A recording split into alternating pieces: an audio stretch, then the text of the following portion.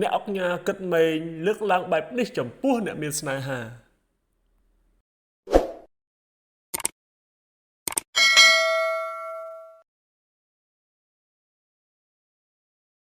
ដោយបងប្អូនទាំងអស់គ្នាបានជ្រាបហើយអ្នកអុកញ៉ាគិតមែងគឺជាកំពូលមហាសេដ្ឋីមួយរូបនៅក្នុងប្រជាជាតិកម្ពុជាពេលនេះលោកបានលើកឡើងអំពីករណីចំពោះអ្នកមានស្នេហានៅក្នុងសារមួយដែលបានបង្ហោះកាលពីពេលថ្មីនេះលោកបានលើកឡើងថាជូនចំពោះអ្នកដែលទើបមានស្នេហាសូមចាប់ផ្ដើមធ្វើទង្វើតូចហើយថែរក្សាសកម្មភាពទាំងនេះដោយការយកចិត្តទុកដាក់នេះគឺជាចំណុចមួយដ៏មានតម្លៃបំផុតដែលអ្នកអុកញ៉ាបានលើកឡើងដែលជូនទៅដល់អ្នកដែលទើបតែនឹងមានស្នេហា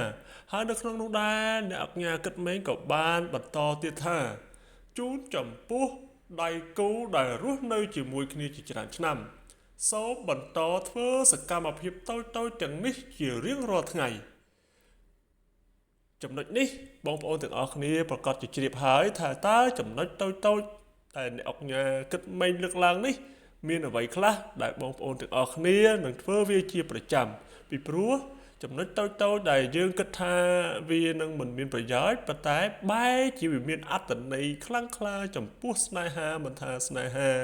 ដំបូងឬក៏ស្នេហាដែលមានជាយូរឆ្នាំហើយក៏ដោយ